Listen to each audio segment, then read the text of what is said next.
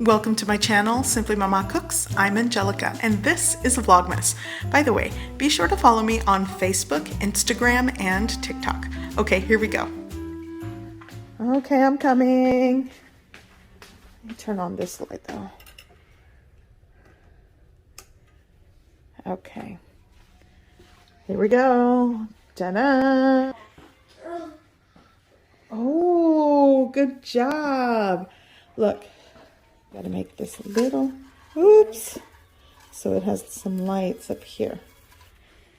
Love it. Today I'm going to make buñuelos. When I think of the holiday season, I think of buñuelos, champurrado, tamales, menudo, pozole, just, that's where the holidays are at for me. So I'm gonna start today with some buñuelos. Okay, so I'm working out of my cookbook, and this is the recipe. These are the list of ingredients that I'm using today. By the way, for those of you that didn't know, I did publish a cookbook. I will put a link below. You can find it at barnesandnoble.com, walmart.com, Amazon has it. Link below. Check it out. Show some love. Do all that good stuff. Okay, so crispy buñuelos. So for the dough, I'm using 3 cups of all-purpose flour, a teaspoon of baking powder, a teaspoon of salt, a 1/4 cup of lard or shortening, a cup of cinnamon tea, which I'm going to show you, and oil for frying.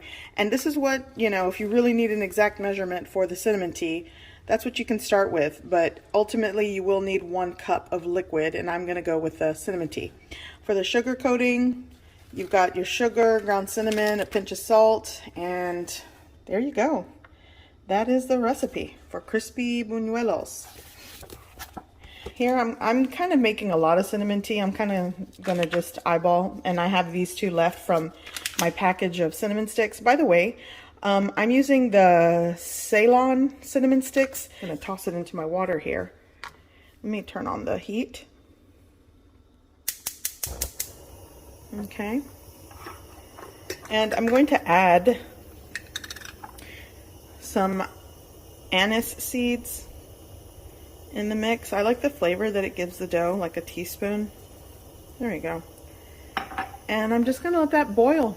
Let it boil, steep for about 10 minutes or so, and this is going to add so much aromatic flavor to the dough. Okay, so the tea has steeped. Here's the tea, and I'm just gonna strain it.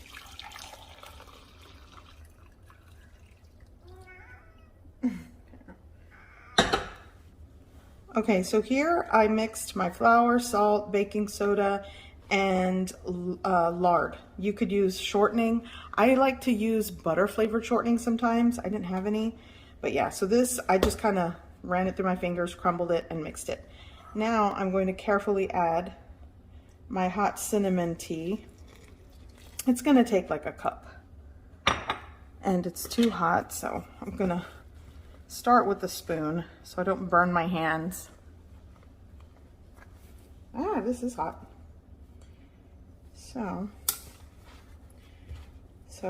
yeah, I think I went a little overboard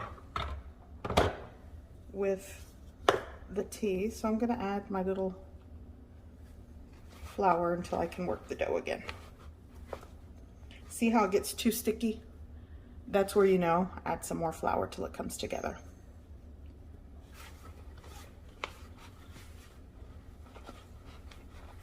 Okay, so my dough has come together, and just gonna lightly sprinkle flour on my work surface, and I'm just gonna knead this for like 5 minutes. And I don't know if you can tell, but it still kind of has like a tacky feel to it. So that's why you have to just get used to how dough feels. Sometimes it's hard to explain that in a video or in a written recipe, especially when it comes to tortillas. You know, practice makes perfect, and you get used to what the dough should feel like.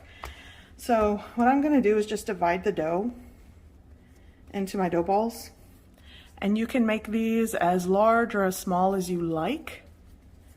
I'm gonna try to get somewhere between 12 to 15 of these. I'm not really gonna weigh for accuracy but you definitely can do that. There we go. Okay, so I got 14. So now I'm just going to let these rest. In the meantime, I'm going to mix my cinnamon sugar mixture, which is what I'll be coating them with once they're fried. And that's it. Let me let these rest, roll them out, and then we're going to cook them. Okay, here in a pie plate, you just want something that has a flat bottom that's kind of wide. I'm going to add my sugar. I'm going to do like, in my recipe book, I do like 2 cups of sugar. 1.5 to 2 cups will definitely work. I might need some more later. I'm going to add my cinnamon and just give it a mix. And also, before I forget, I like to add salt, a pinch of salt. There we go. Now I'm going to mix it. I don't know why, but adding salt to the sugar and the cinnamon kind of gives it like this buttery flavor. It just really, I don't know, it just balances things out. So,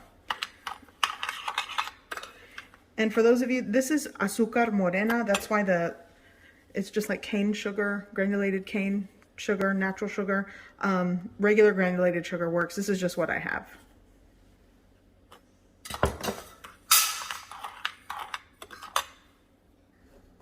Okay, so my dough has rested and I'm going to start rolling these out. Sprinkle your work surface with flour, and I'm going to flour my rolling pin, and I like to kind of just give it a press and start rolling it out.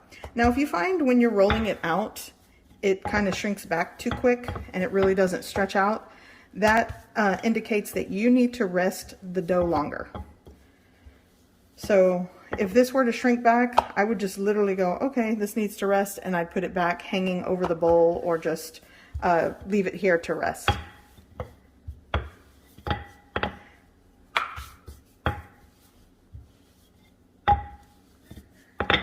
I'm not really using like this special technique to roll this out. They're going to be, the dough's going to be fried, crispy. You just want to make sure that you can roll it out thin.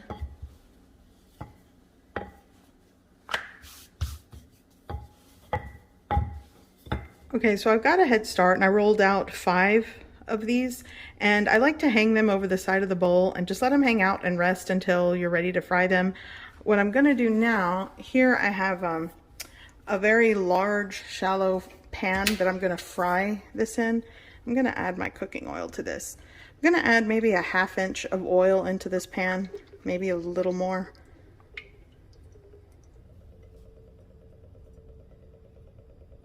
Okay, I'm going to preheat the oil.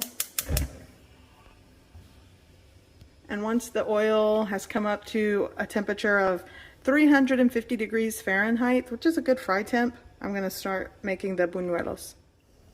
My oil has definitely preheated well. So I'm going to go in with the first one, and I'm going to lay it away from me. Sometimes I don't do that, but here we go. No, that's not what I want. What am I doing? There we go. There we go. And you'll kind of want to press it down to keep it flat. It's definitely going to bubble up.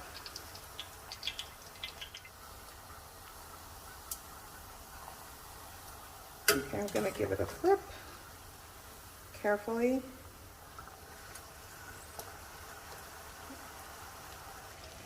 And it just gets this nice golden brown color and crispy texture. So good.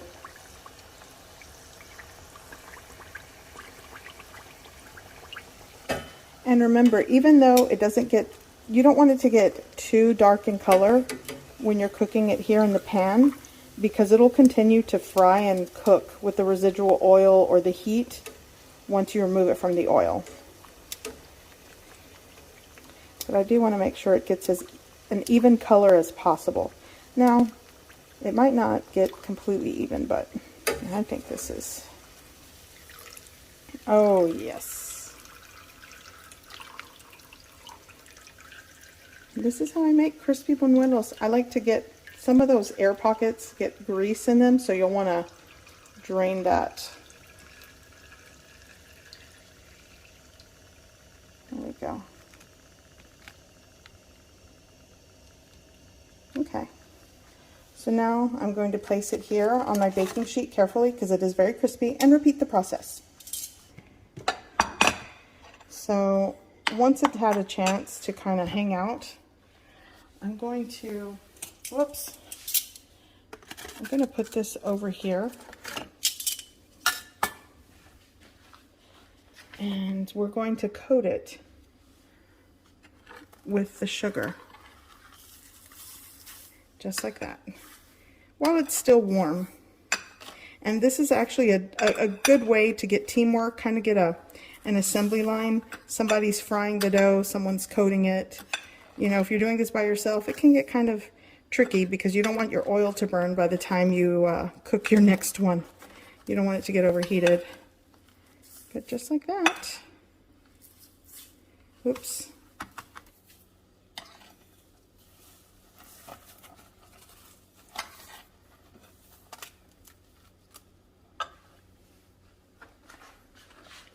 And just place it right there.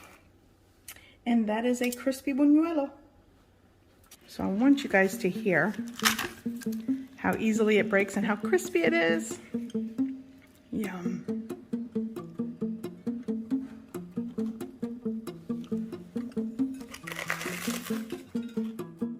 I hope you give this recipe a try. I hope you like it, and thanks for watching.